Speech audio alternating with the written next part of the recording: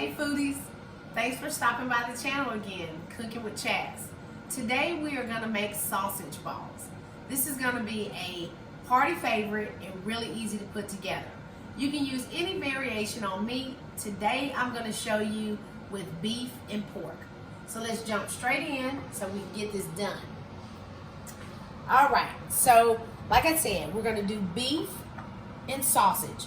Don't be thrown off by the color of the meat. Unfortunately, I didn't plan too far ahead, so I had to do some microwave defrost. So that's what the discoloration is. But this is ground beef. I used a Chuck, the 80-20 mix. This is ground sausage. It's the hot variation, the Italian sausages. Then we have onions and bell pepper. I went ahead and sauteed those already to get us going.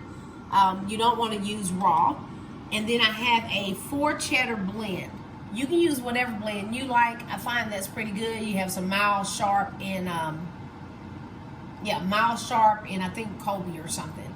Then I am using, my herb of choice is rosemary. You can tweak this to either use sage or even oregano if you like that flavor. And of course our regular seasonings, salt, pepper, a little bit of paprika, and some garlic powder. The dishes you're going to need to make this happen, a simple mixing dish, whether it's a bowl or whatever. I just use this Pyrex just because that's what I had. And I'm using this muffin tin that I have just because the size of it is perfect for the meatballs. You can actually do freeform. They're not actually going to be the size of this, of the little muffins. I just find it's easy. It helps me out. So, we're going to jump straight in and start mixing this stuff up. You're going to put your ground meat. Ooh, this is live. This is...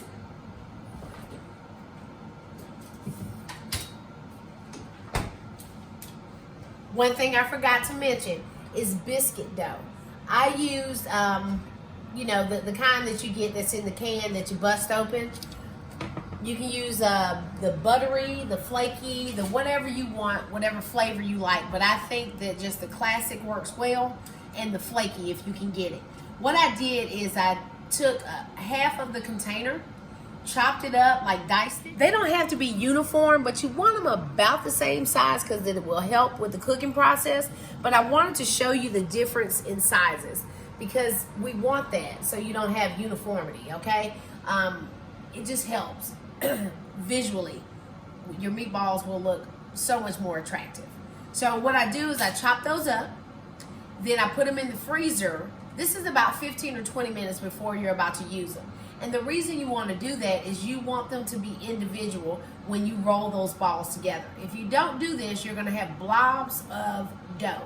So chop them up, put them on a sheet, put them in the freezer for about 10 or 15 minutes. Then I moved them to the refrigerator until I was actually ready. So now I'm ready, and this is what you have. You notice, see how they're moving around and they're not stuck together. And start with that meat. I'm going to dump everything in. That's your ground beef, my sausage, my sauteed,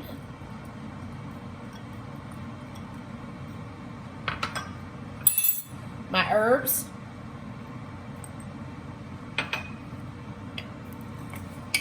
black pepper to taste,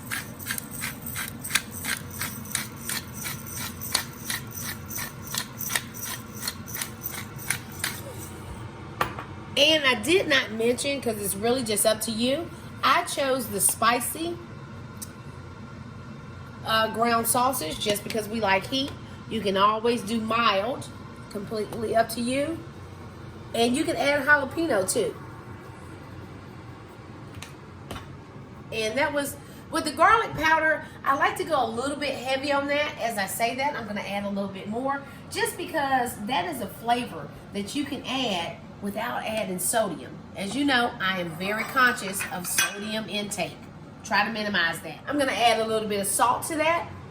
Keep in mind that your Italian sausage is already going to be salty, so don't over salt. Now, I'm going to go ahead and mix that and get that going. I like to do the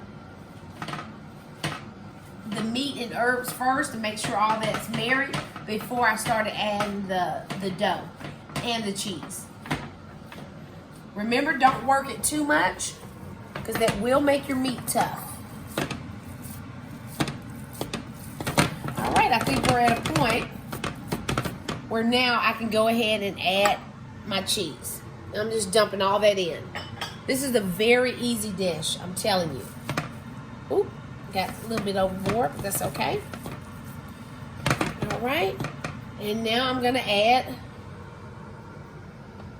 some of my dough.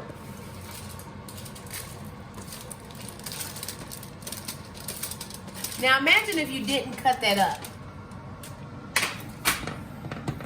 It would be so hard to bring all that in. The reason I didn't add all of the dough, because I'm looking at it and I want to make sure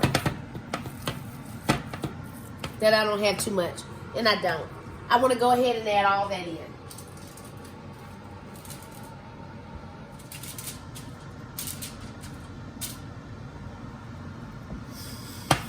All right. Just fold that.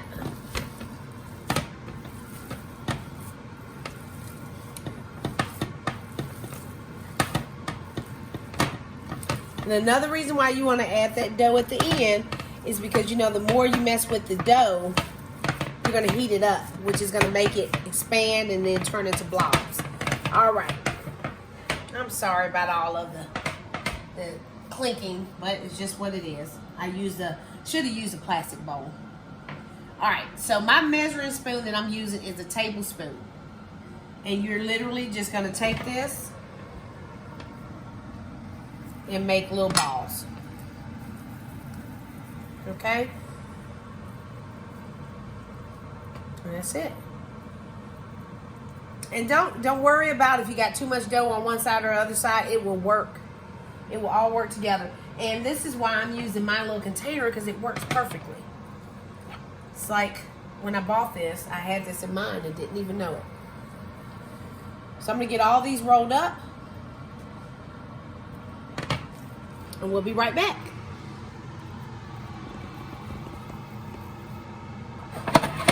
Get you a little bit closer. There you go. All right, foodies. So I have it all rolled up, and it worked out well. My dish holds 24. It has 24 compartments, and I had a little bit of overflow. Like I told you, if you don't have a dish that's like my muffin pan that's small like that, you can obviously do this in a regular cookie sheet baking pan. So I have my oven preheat to 375, and we're going to cook this off for 20 minutes. Should be good, but obviously we want to double check, make sure everything's brown and beautiful. So I'll see you guys in 20 minutes. So our timer just went off. I took a peek. I didn't want to take them out until we were on screen. Oh, that's hot, hot, hot. Those look amazing. Oh my gosh, oh my gosh. See how they're coming right out of there? That looks great. Oh my goodness. Okay, so I'm sorry. I'm poking and prodding. All right, so what you want to have is I just have a cookie pan that I have. Move that out of the way. Cookie sheet. I put my little rack on here. I put up a row of paper towels, just catch any grease, because obviously you're cooking sausage and beef. You're going to have some oil. Put you a paper towel over there and just pop these out. That comes, ooh, that looks wonderful. Oh, let me show you. Look how that looks. Ooh, that's hot. Hold on, I'm sorry. Looks great. You see, that is your dough with some cheese in there. You got some crust going on. Oh my gosh, that's probably cheese right there too. Looks so good. So just go ahead and just take these out, give them time to rest. All right, foodies. So we have wrapped up this video of the sausage balls. I think that you will find they are delicious. Your party goers, your family, everyone will enjoy them. I hope you have found your go-to party dish.